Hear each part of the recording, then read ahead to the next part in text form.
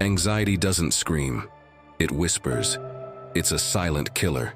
It steals your breath while you pretend to be fine. It drags you into a life you never chose, filled with fear, noise in your head, sleepless nights, and days without a soul. If you don't face it now, it will take everything from you, absolutely everything. This is not just another video. It's a wake-up call. Because while you're trying to keep moving forward, anxiety is already eating away your present from the inside. It steals your sleep, wrecks your decisions, and keeps you stuck in a constant state of threat, like everything could explode at any second. But today, right here, you're going to learn how the Stoics managed to break that cycle completely. And no, it wasn't with pretty phrases. It was with mental weapons, tools they used to stay grounded, even in the middle of chaos. If you're tired of being trapped in your own mind, if you feel like anxiety is slowly suffocating you, this video might be your turning point.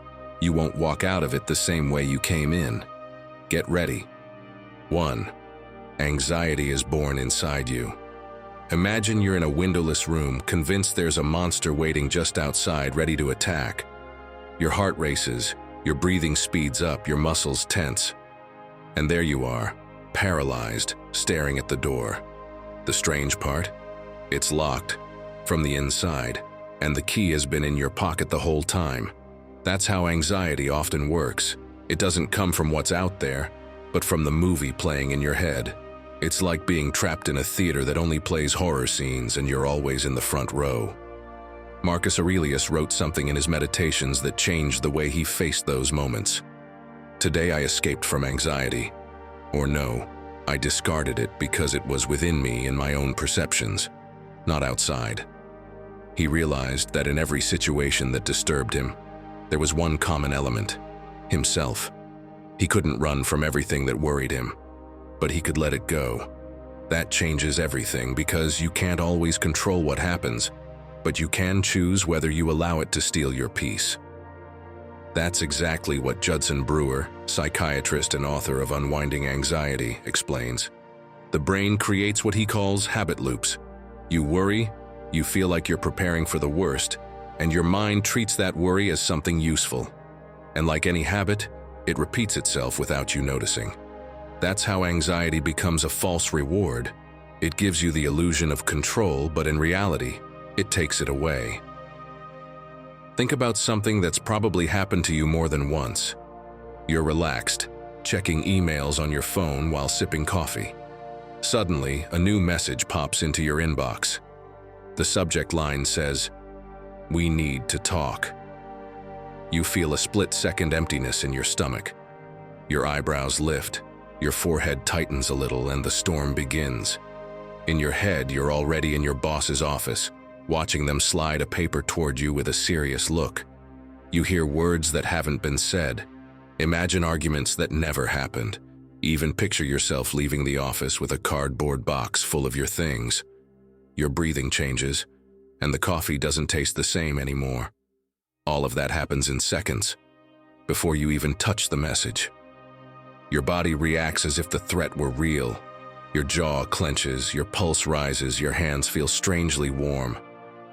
And the most ironic part? The story hasn't even begun. You finally open the message, and it's your friend inviting you on a trip next month. That's when you realize the message had no power over you. The anxiety wasn't hidden in the words, "We need to talk." You created it, with a full script written in your head before knowing the truth. That's the most dangerous trap. It's not the world feeding your anxiety. You're the one serving it the feast. You set the table with assumptions, seat it with what-ifs, and serve for dessert all those imagined disasters that never happened. And when anxiety leaves the table, you're the one left exhausted. But take a breath. There's a key moment where you can change direction. It's the instant you start noticing your mind spiraling toward the worst-case scenario. Right then, you have two choices. Keep feeding the story or interrupt it. The first thing you can do is name what you're feeling. Don't underestimate this move. Saying out loud or clearly thinking, "This is anxiety," activates a part of your brain, the prefrontal cortex that helps regulate your emotional reaction. A 2007 study by Matthew Lieberman proved it. Labeling the emotion reduces its intensity. Next, ask yourself, what evidence do I have that this is going to happen? Most of the time, you'll realize it's just guesses, not facts. And if there's no solid proof, you can begin to release the tension. Sometimes anxiety deflates the moment you strip it of the certainty it never actually had. And finally, breathe slowly for 2 minutes. This isn't empty self-help advice. It's pure physiology. When you extend your exhale and slow your rhythm, you send a message to your body that there's no immediate danger. Your nervous system responds by lowering its guard. You can do it anywhere, in the car, in the shower, even pretending to yawn if you're around people. No, my friend, I'm not telling you that anxiety will magically disappear. But remember, the key to that room is in your pocket. You can unlock the door whenever you want and stop living trapped in fears that haven't happened. Every time you practice this, you're taking the wheel back from anxiety and choosing where to go next. Anxiety might seem like an invisible enemy, but it has a return address, your own interpretation. It's not in the email you get, the phone call that rings, or the noise you hear. It's in the story you write about all those things.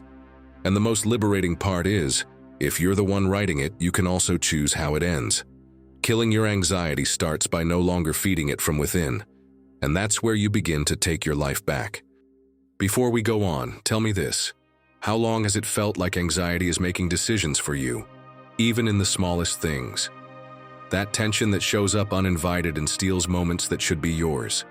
If that sounds familiar, subscribe and become an exclusive member to keep learning how to let go of that weight and live with more calm. And let me know in the comments, what part of your life do you want to take back control of? Or just write, Stoic at heart. Today, I take back ownership of my peace. 2. Don't wish for what you can't control. Have you ever felt like your whole day depends on everything going exactly the way you planned? Like your good mood is balanced like a house of cards, ready to collapse with the slightest gust of wind? Imagine waking up today determined to have full control over your day. You leave the house convinced everything will go your way. Clear skies, smooth traffic, a flawless meeting, the perfect cup of coffee. And then, clouds roll in, traffic jams, the coffee's watery. In minutes, your world falls apart. It's like the remote control of your life is in the hands of everything happening outside you. That's the perfect recipe for anxiety to settle in, because every little hiccup becomes a thief of your calm. If Epictetus were standing next to you, he might chuckle before saying a word. Not because your problems are small, but because he'd know exactly where the real issue lies, where you're placing your focus. In his Enchiridion, he wrote, "Some things are up to us and some are not. If you desire what is not up to you, you'll live in frustration." Don't picture Epictetus trying to make sure his horse never got sick, or that the weather was always perfect for a walk. He knew that battle was lost before it began. For him, real freedom meant not tying his well-being to anything beyond his reach. And here's what's fascinating. Even though it sounds like ancient wisdom, modern science says the same thing. Stephen C. Hayes, founder of acceptance and commitment therapy, sums it up with an image that could have come straight from a chat with Epictetus himself. Fighting what you can't control is like wrestling in quicksand. The more you struggle, the faster you sink. And anxiety loves that. Because while you're busy trying to fix what's outside your control, you ignore what actually was in your hands all along. It's like leaving your windows open during a storm. Water pours in, wind throws everything around, and you're outside yelling at the sky to stop raining. The problem isn't the storm. It's that you're out there trying to control the weather instead of closing the windows. Meanwhile, anxiety makes itself comfortable inside. You probably know the scene well. You're on your way to an important interview. You've practiced, picked your outfit, gone over every answer. Then, total gridlock. The minutes tick by and anxiety starts to tighten its grip. Your heart races, your jaw tenses, your chest feels hot. Your mind rushes to the worst outcome, being late, making a bad impression, blowing your shot. The more those images build, the stronger the anxiety grows. If your only goal is to arrive on time, Anxiety takes the wheel and drives you straight into frustration. But what if you shift your focus? You use that time to review your answers, slow your breathing, and prepare your greeting. The traffic's still there, but anxiety isn't the one calling the shots anymore. And make no mistake, this isn't giving up, it's choosing wisely.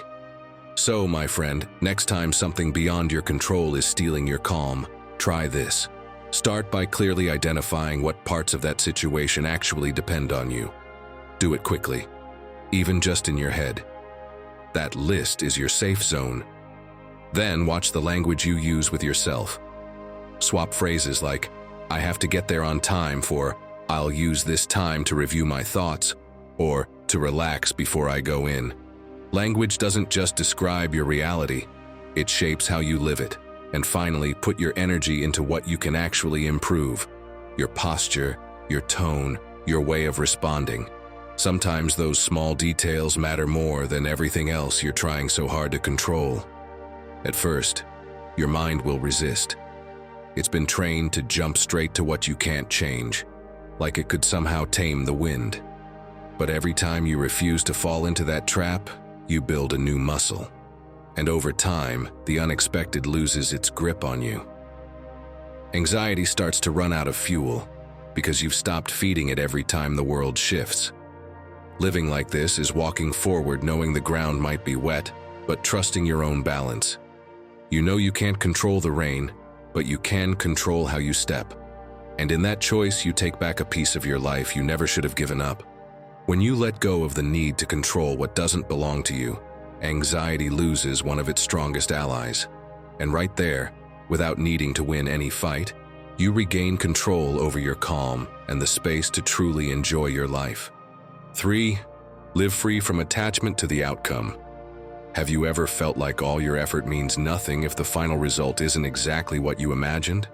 Like no matter how well you did, if you don't get the applause, the thank you, or the number you were hoping for, you're left with an empty feeling inside.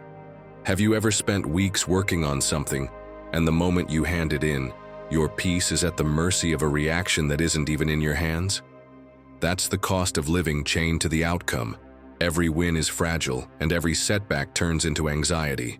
Clinging to results is like cooking a dish for hours, using the best ingredients, carefully managing every detail, but deciding not to taste it until it's completely cold and ready for the final bite. Everything that came before, the aroma, the texture while it was cooking, the warmth when it was fresh, you let it all pass by without enjoying it. And if that last bite isn't perfect, it feels like none of it was worth it. Even if it is perfect, the satisfaction lasts a second, because your mind is already racing to the next dish. That's exactly what anxiety does to you. It robs you of everything in between, turning your whole experience into an endless final exam. Don't you think it's time to stop living tied to the end result? Can't you see how that dependency sends your anxiety through the roof every time things don't turn out how you pictured them? Even Seneca, one of the wealthiest and most influential men in Rome, had a curious way of protecting himself from that trap. Once a month, he practiced voluntary poverty. He wore rough clothes, ate the bare minimum, and slept on the floor. It wasn't self-punishment or eccentricity, it was training.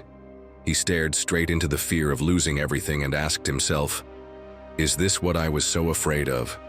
If he could live well without his luxuries, he no longer feared losing them. And that, ultimately, was his way of freeing himself from the grip of results. When your peace depends on everything turning out exactly how you imagined, anxiety takes control. It starts calling the shots, reminding you what's at stake, invading every thought.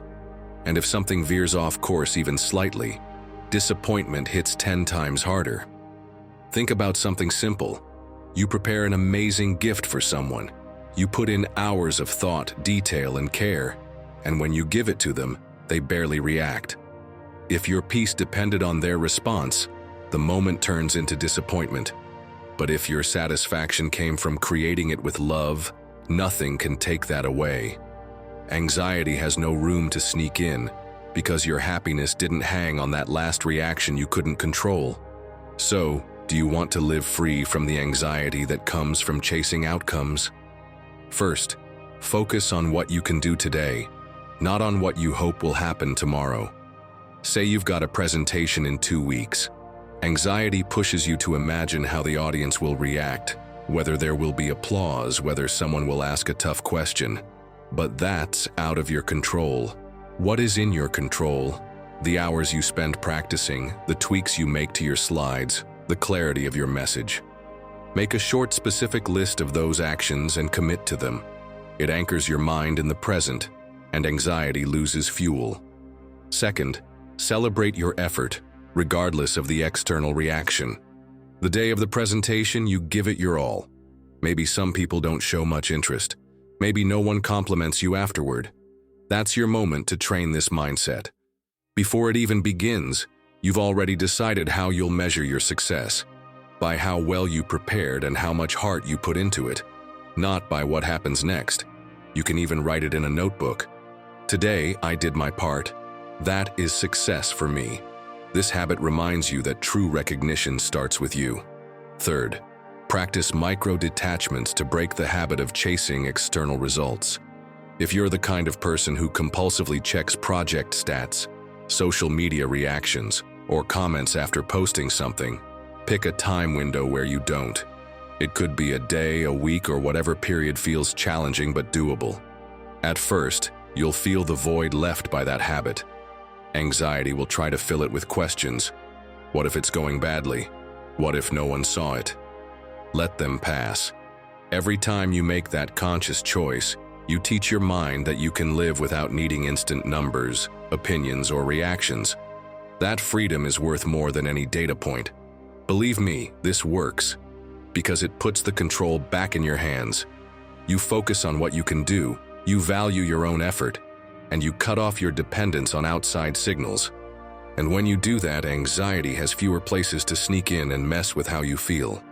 In the end, living free from attachment to the outcome is like opening a window in a stuffy room.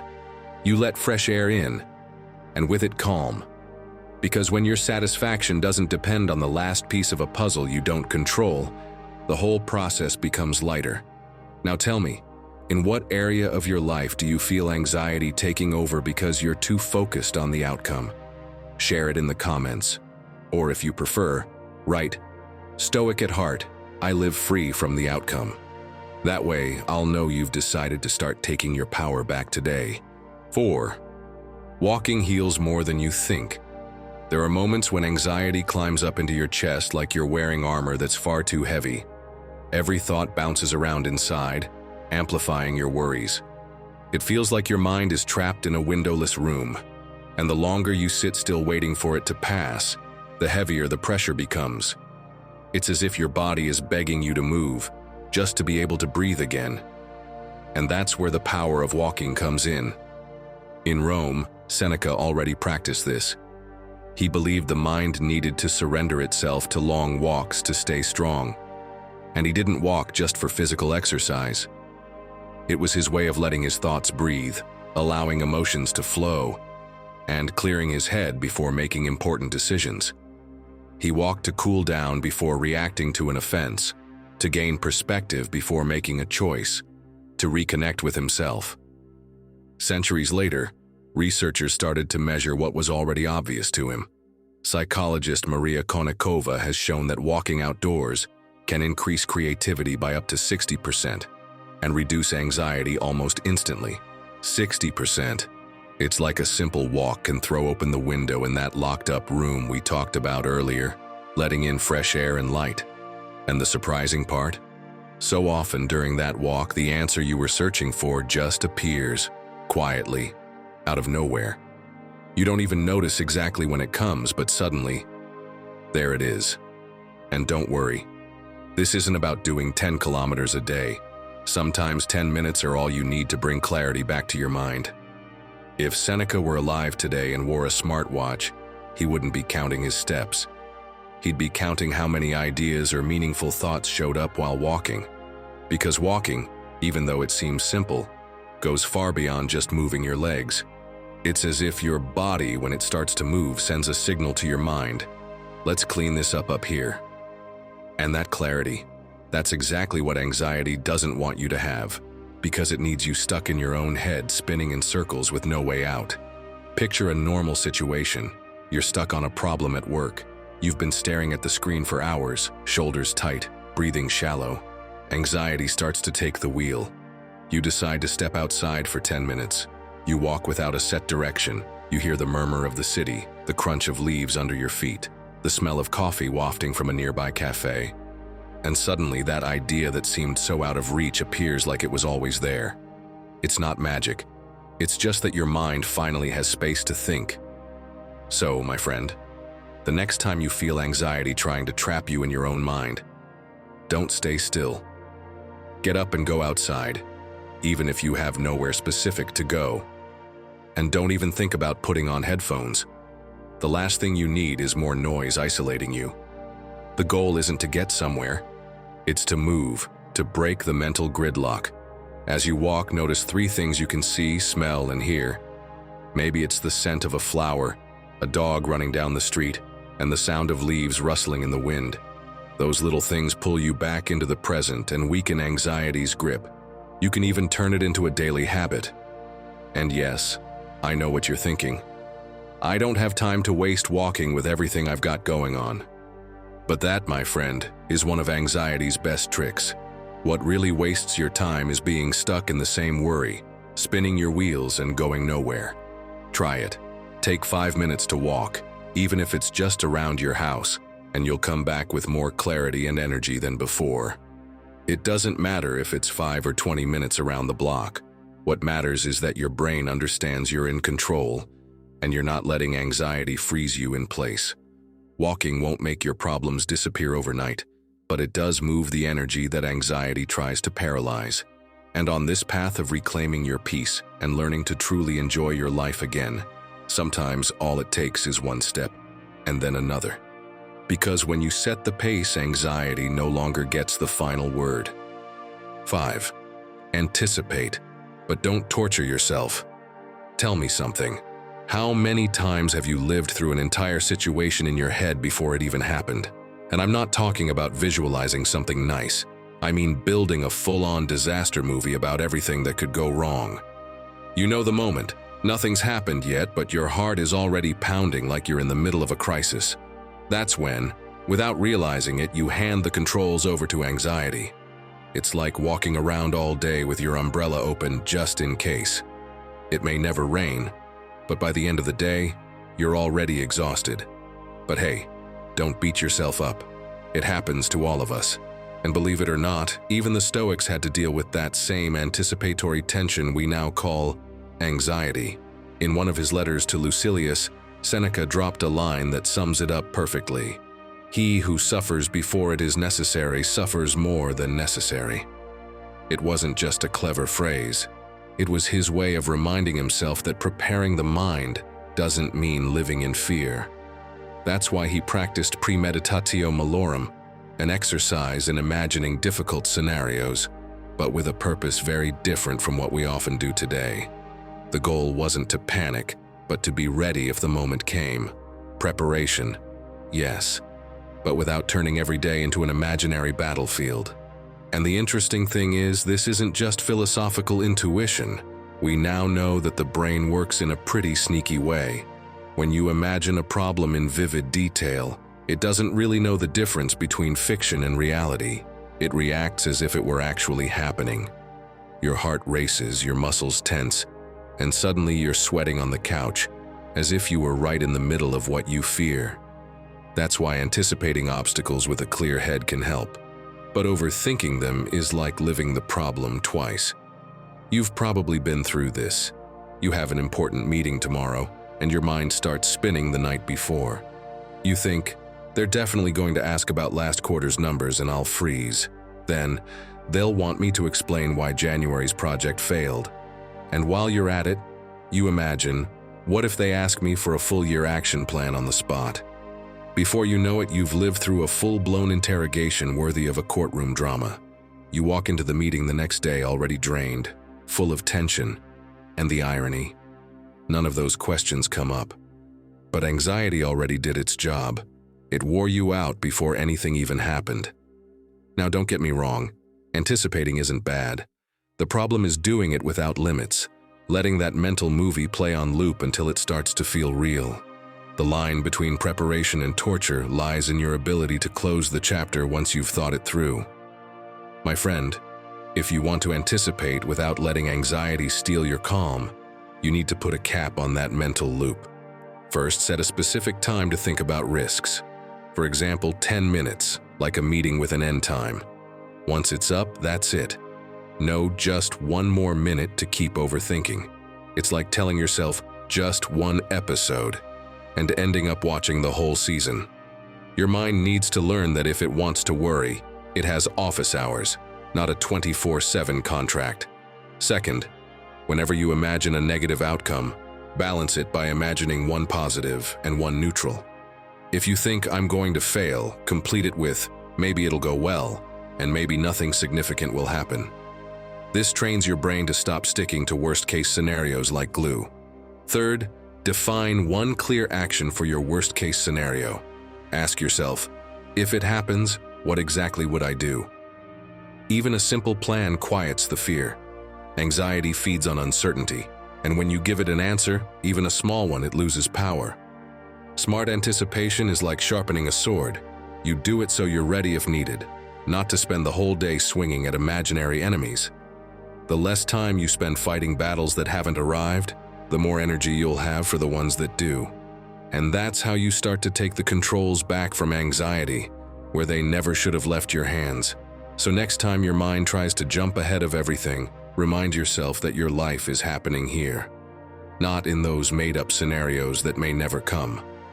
Every time you choose to close the umbrella, feel the sun, and keep walking, you reclaim another piece of your calm. And believe me, when you start living from that place, things stop scaring you so much, and finally start letting you live.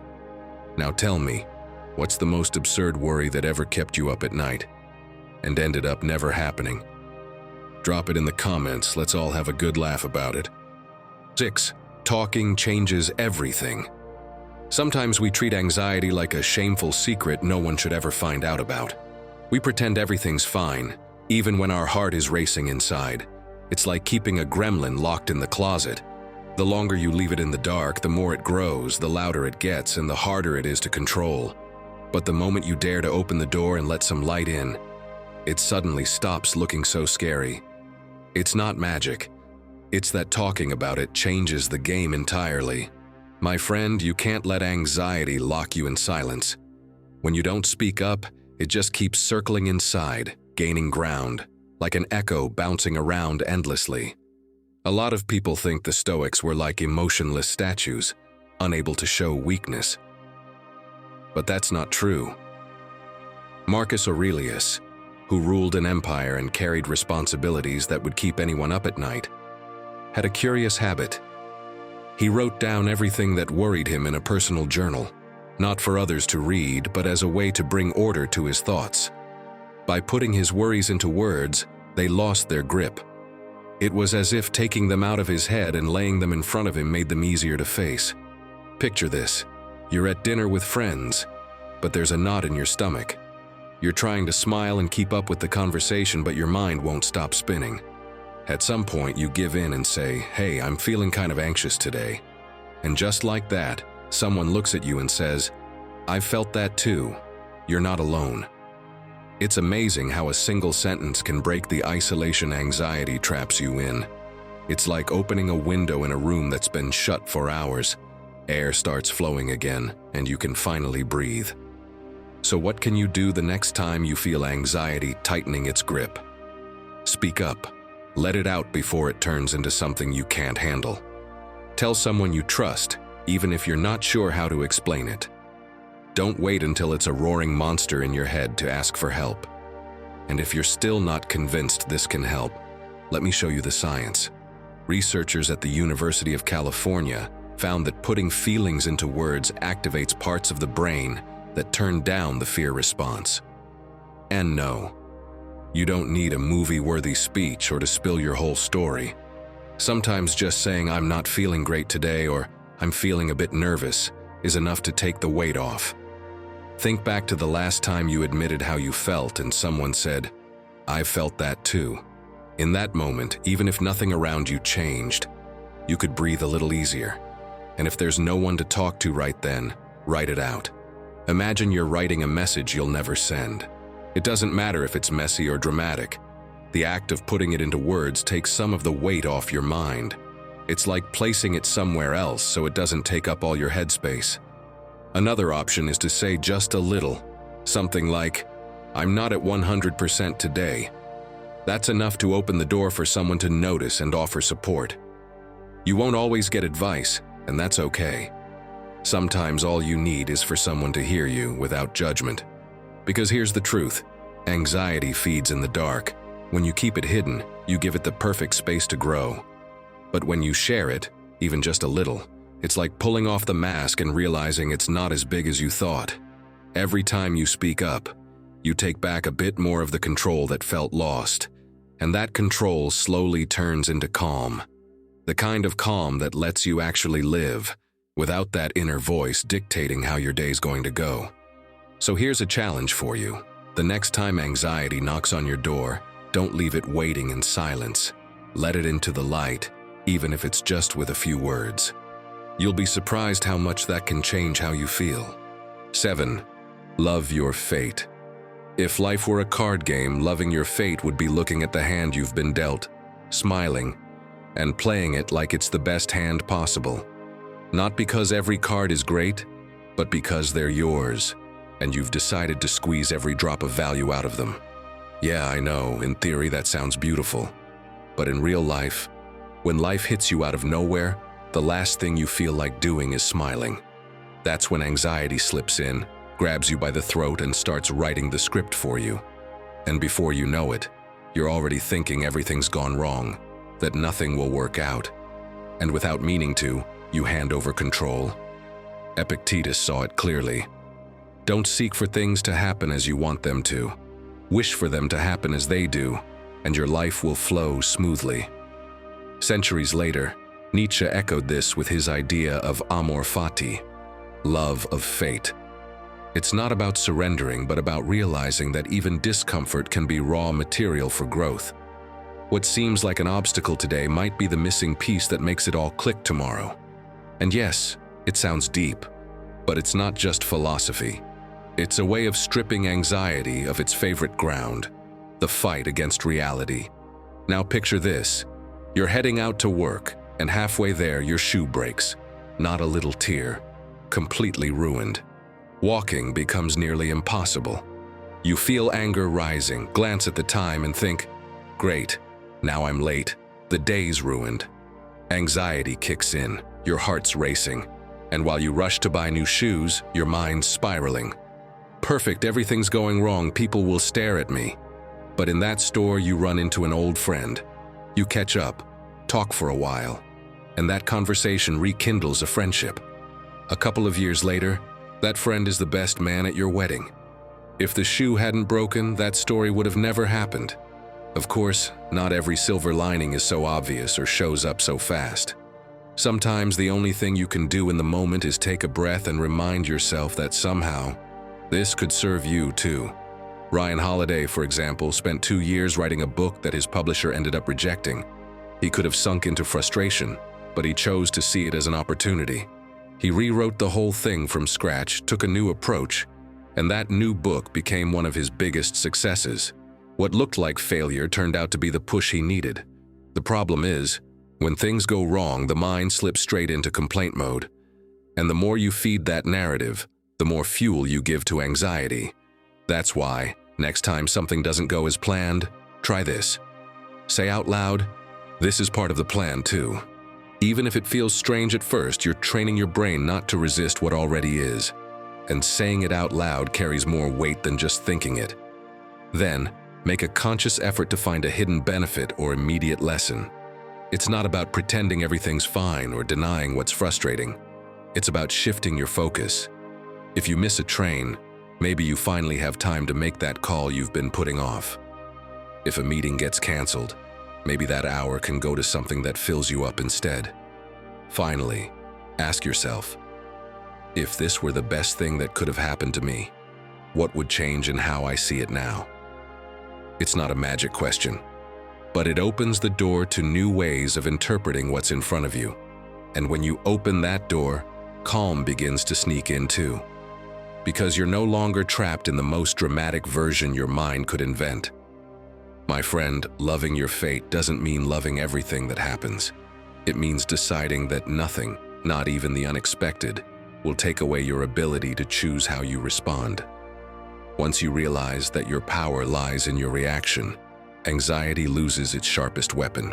You start to move with the quiet confidence that, no matter what happens, you'll find a way to use it to your advantage. And when you live from that place, life stops feeling like a constant threat and starts looking like a space full of possibilities. That's the difference between letting anxiety drive and taking the wheel yourself. 8. Enjoy the beauty that's still here. Tell me, when was the last time that right in the middle of a tough day you stopped just to look at something beautiful?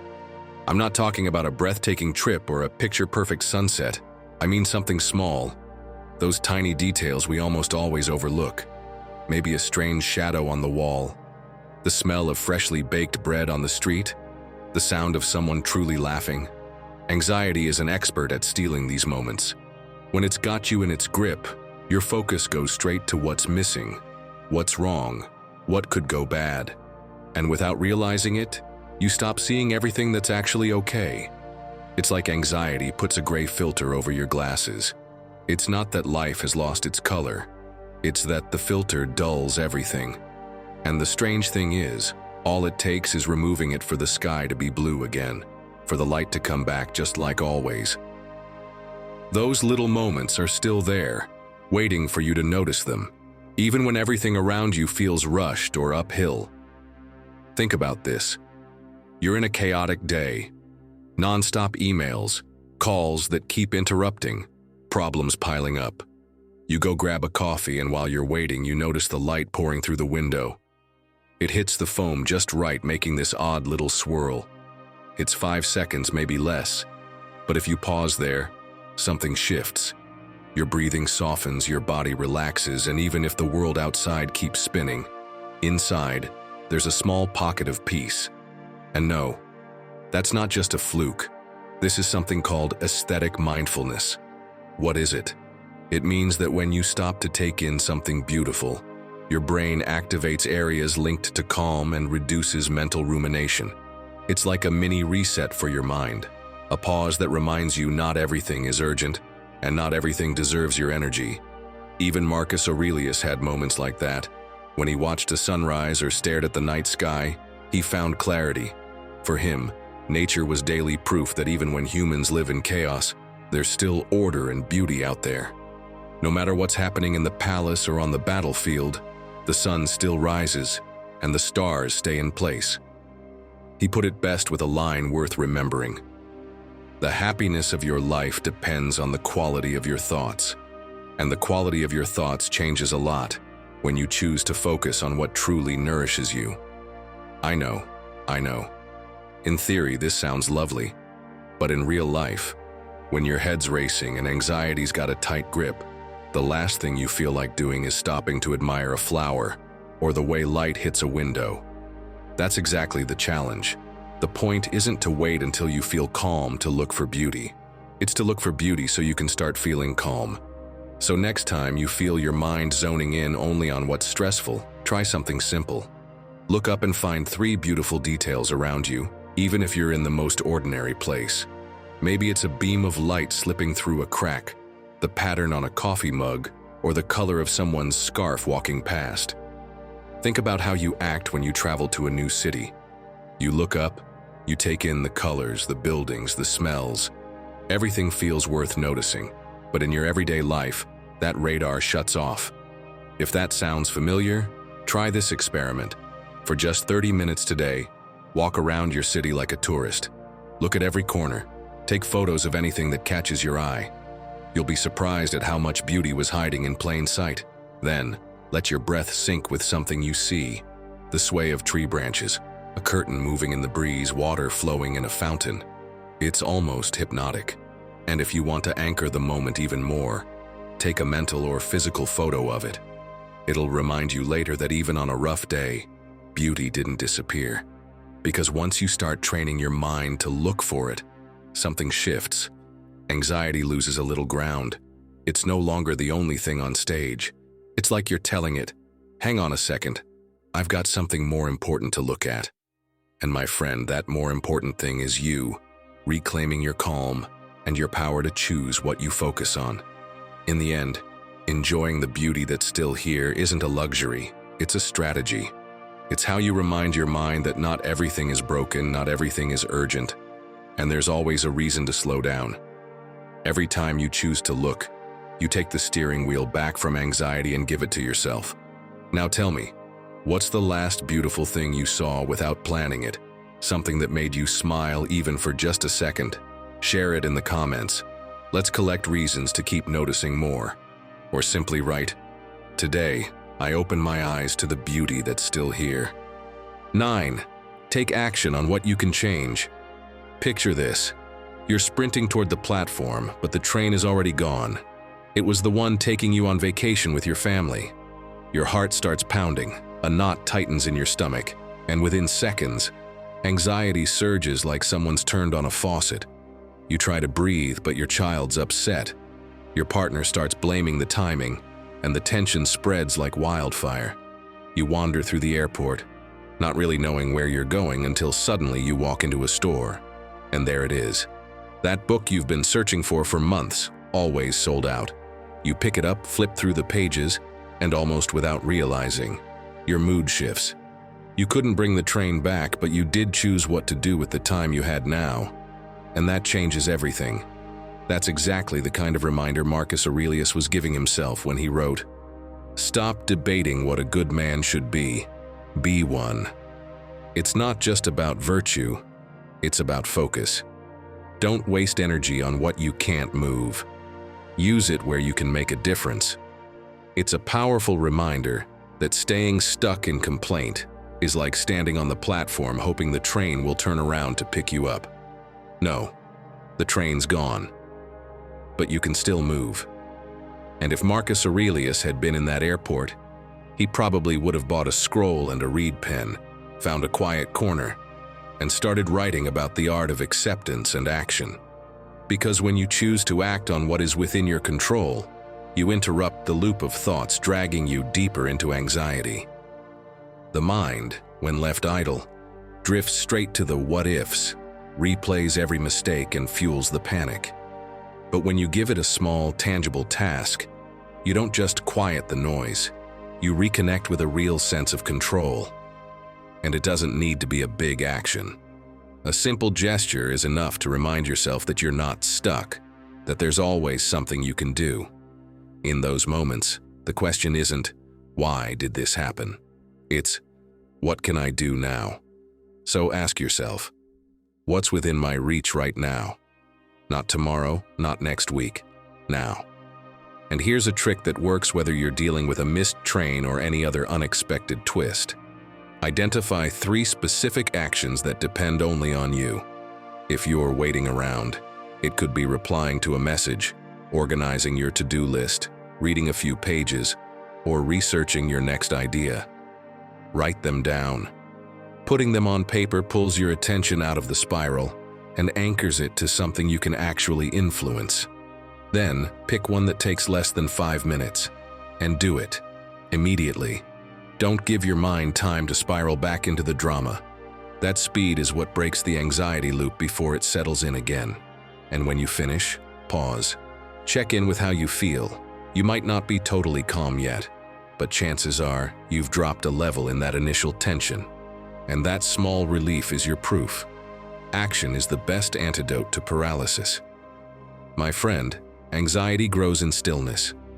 It feeds on the time you spend replaying what could have been, instead of doing what you can do now. But every time you take a step, no matter how small, you're reminding yourself who's in charge of your life.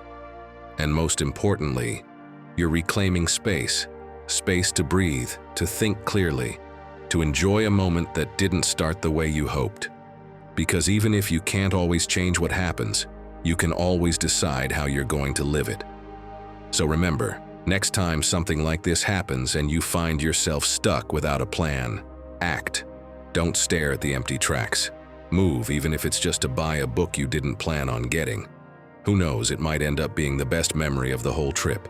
And if, no matter how hard you try, there's still something that keeps throwing you off balance, maybe it's time to watch the next video on screen. It's going to show you how to stay grounded, even when everything else shakes. And maybe, just maybe, you'll finally start living with the calm you've been looking for. 10. Don't talk to yourself like you're the enemy. Picture this, you're sitting across from your best friend, the one you can talk to about anything. You tell them what's going on. Your work schedule is overflowing, your to-do list is stacked, meetings run too long. And on top of that, your boss asks if you can take on an extra project. As you hear it, you're already thinking about everything you've got on your plate. You don't want to give up going to the gym or seeing your family, or having at least one evening just for yourself. You confess that your first instinct was to say no, but you don't know how to do that without upsetting someone. And that's when your friend, in all their supportive wisdom, responds. Well, if you say no, your boss is going to yell at you in front of everyone. Your coworkers will probably look at you weird and start talking behind your back. You might even miss out on future opportunities. What if that promotion you've been waiting for suddenly disappears? You sit there listening, and every word hits heavier than the last. It's like you're carrying an invisible backpack that's getting harder and harder to bear. The strange part, you're not even in a real conflict. No one has yelled, no one has judged you. Yet your body is reacting as if it were all happening right now. Then you pause and realize, wait a second, that's not your friend talking. That voice in your head filling it with worst-case scenarios and fear, that's you. You're the one piling on every terrible outcome, like you've got a special gift for writing horror stories about your own life. My friend, if your best friend talked to you like that every time you opened up about a problem, you'd probably stop inviting them over. But when you do it to yourself, you let it happen without question, and even give that voice front row seats in your mind. That reminds me of a story about the Stoic philosopher Cleanthes that I love. One day in the street, he saw a man loudly insulting himself. Cleanthes looked at him and said, "Don't speak to a bad person like that." Just one simple sentence, but it cuts deep. Because when you talk to yourself like the enemy, you're ignoring a basic truth. You're not the bad person that critical voice makes you out to be. You're someone trying to do the best they can with what they've got. So, the next time that voice kicks in and goes full villain mode, try something different. First, give it a name and a personality. Make it into a ridiculous character, maybe Captain Catastrophe or Drama Queen Dolores. The more exaggerated it becomes, the easier it is to challenge it instead of blindly believing it. Second, change the tone. Say the same phrase you were about to tell yourself, but in a documentary narrator voice, drawn out and overdramatic, until it sounds totally ridiculous. I promise you, it loses its power almost instantly. Using a kind and constructive tone doesn't mean making excuses or being soft. It means giving yourself the tools to respond clearly, instead of sabotaging your own peace. Because the more you attack yourself, the more fuel you give to anxiety. But the more you speak to yourself with respect, the more room you create to think calmly and act wisely. Third, replace the attack with a useful question. Instead of saying, "I'm such a mess," ask yourself, "What can I do right now to make sure this doesn't happen again?" That simple shift pulls you out of the guilt spiral and drops you right into action. At first, this might feel awkward. Yeah, I know. It sounds easy in theory. But in practice, your inner critic has probably been the DJ in your head for years. You won't mute it overnight. But every time you lower the volume, even just a little, you give less space to anxiety and more space to calm. Because in the end, anxiety feeds off the way you talk to yourself. And if you keep repeating lines that tear you down, you won't be able to walk through life with confidence. But when you start speaking to yourself the way you'd speak to someone you truly care about, everything starts to shift. You take back control of your mind, and with it, control over your life. And believe me, in that moment, anxiety starts to lose its grip. 11. Don't suffer before it's time. Has it ever happened that before something even occurs, you're already worn out from imagining it? That your mind stages a full-on soap opera before the first scene has even started? Like when you've got an important meeting tomorrow and, from the night before, you see yourself messing up, stammering, everyone staring, and you haven't even walked into the room. It's as if your mind had an entire department dedicated to producing disasters that don't exist yet. And the worst part? While that department is working at full speed, your real life keeps moving, without you enjoying it. It's like buying a plane ticket and spending the 2 weeks before the flight panicking that it might crash. You sleep badly, picture it 1,000 times, even mentally say goodbye to people. And when the day comes, the flight isn't even delayed. You've been paying interest on a debt that never existed. And my friend, that's exactly what happens every time you let anxiety pull you into living in an invented future.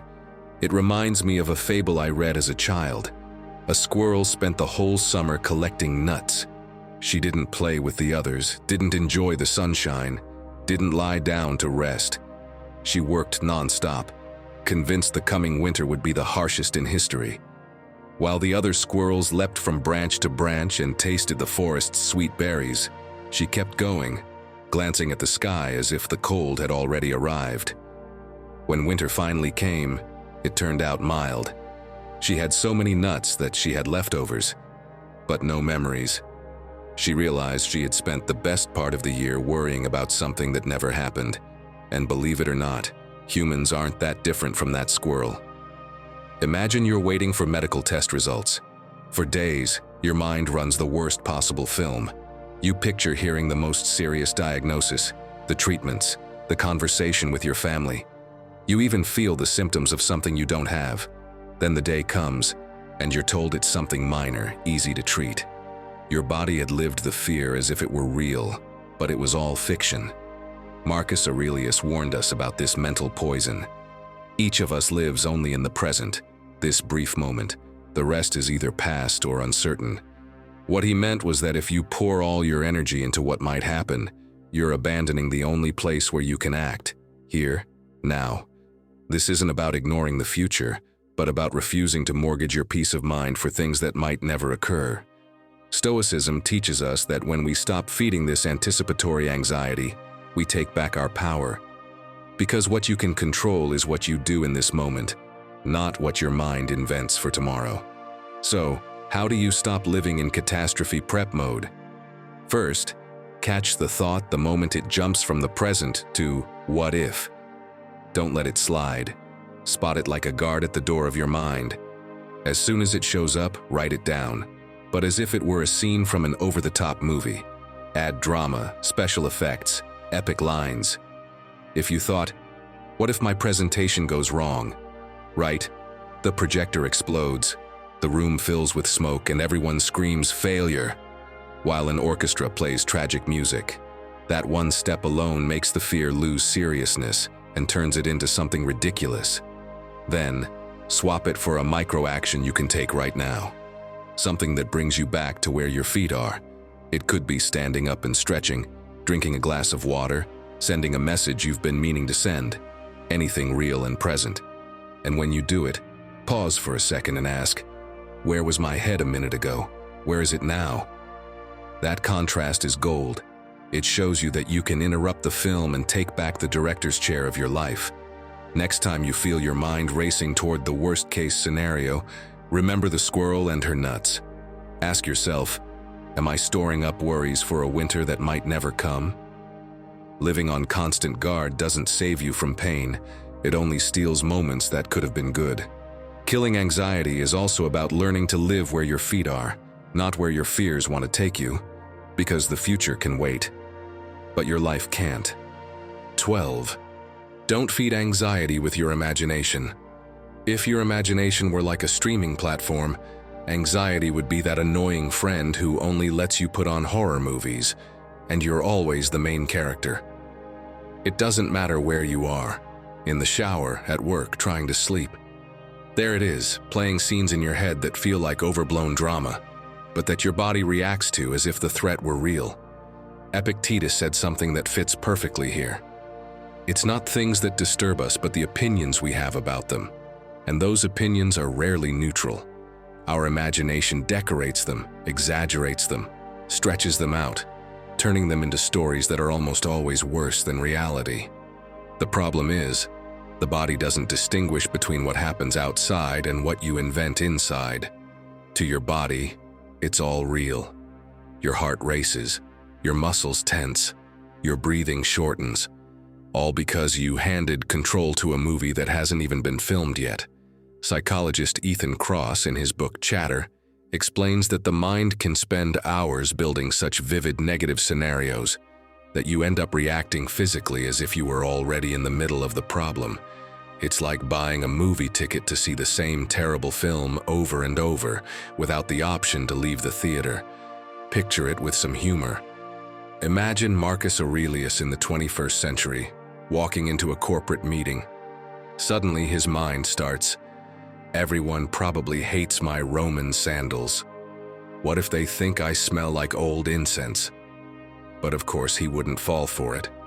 He'd assess calmly, decide if any of it was true, and get on with his plan. We, on the other hand, often believe our own incense moments without question. Here's a more relatable example. You get a WhatsApp message.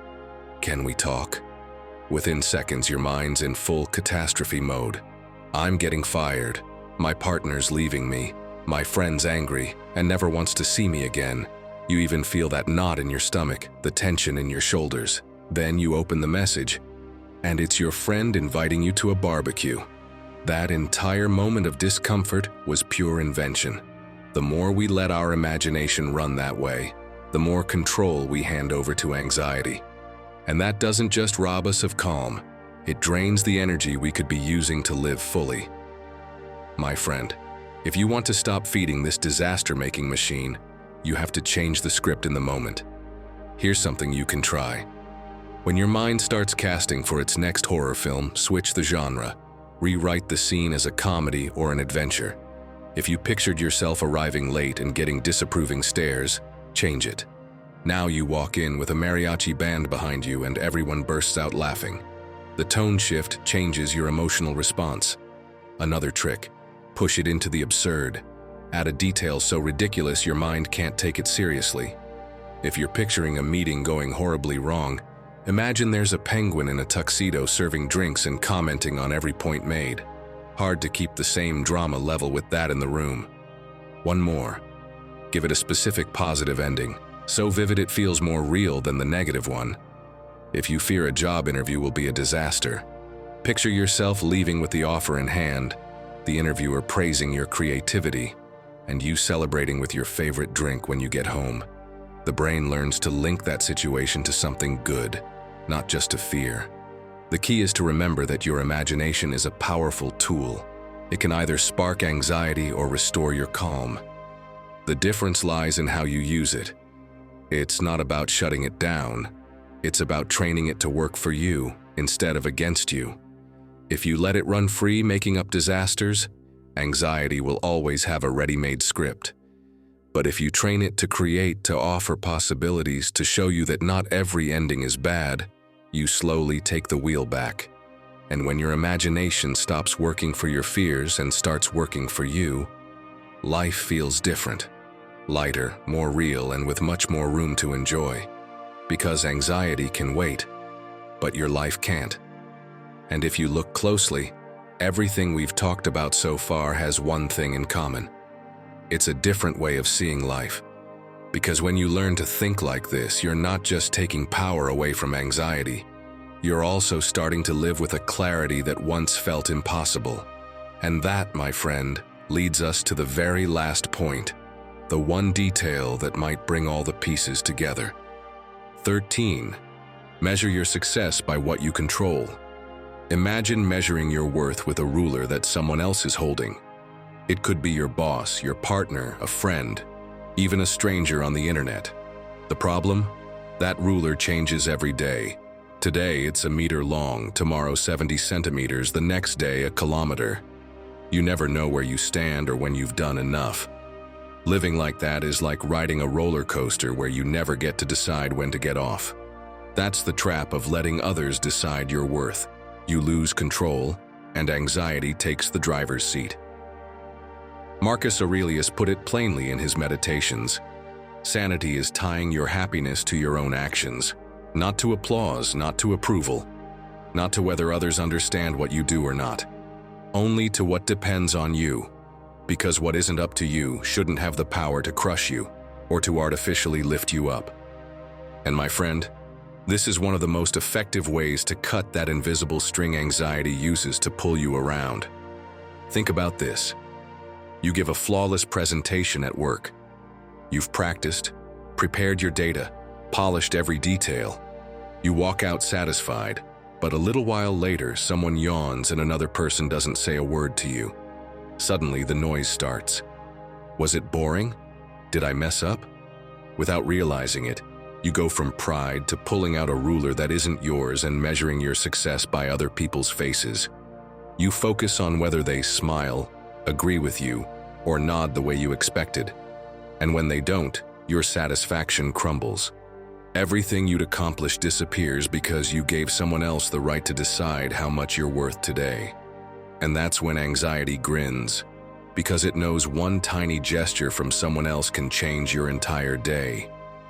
Here's the shift you need to make. Stop glancing sideways at others to measure how you've done. If your boss frowns, if your coworker says nothing, if someone seems distracted, that doesn't mean you failed. It just means they're in their own world. You stay in yours. Because if every day you deliver the best you've got, no one can give you your value. It's already yours. So, my friend, if you want to finally cut that rope tying your worth to other people's hands, start here. First, define what doing a good job means to you, using only criteria that depend on you. For example, I met my deadlines, I gave my best effort, or I acted in line with my values. Second, before you start a task, write down 3 specific actions you can control and that, if you complete them, will make you feel satisfied. It could be preparing ahead of time, keeping your cool in a tough moment, or finishing when you said you would. When you finish, review whether you met those actions. And don't peek at what others say, don't count likes, don't ask, "So, what did you think?" like you're waiting for permission to feel good. This is training. But over time, you'll notice your self-esteem stops rising and falling like the stock market. Anxiety loves when you measure your worth by external factors. It gives it the chance to change your mood with a single gesture or a short text. But when you measure success by what you control, you take away that power. You close the door, and instead, you take back the wheel of your life. Because in the end, what depends on you is the only solid ground you can stand on without fearing it'll give way.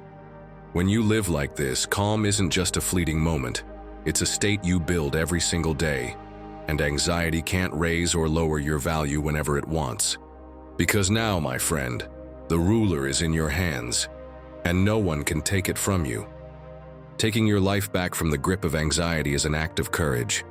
It's refusing to hand control over to those fears that invent stories and push you to run when what you truly need is to pause. It's learning to decide from a place of calm, to look around and actually enjoy what you have today, without fighting battles that don't even exist yet. Every thought you choose, every reaction you master, is another step toward the freedom you've been searching for. If you've made it this far, drop this in the comments. Today, I take back control of my life. That way, I'll know who the true Stoic warriors are, the ones who made it all the way to the end. Don't forget to subscribe and hit the like button so you don't miss what's coming next. Also, check the description box. We've left some resources there to help you dive deeper into Stoic teachings. Our goal is to bring you as much value as possible. And if at any point you feel like supporting us so we can keep creating this kind of content, you'll find how to do that in the pinned comment. Now, I invite you to explore the playlist on screen. It's designed to help you face life with greater wisdom and confidence.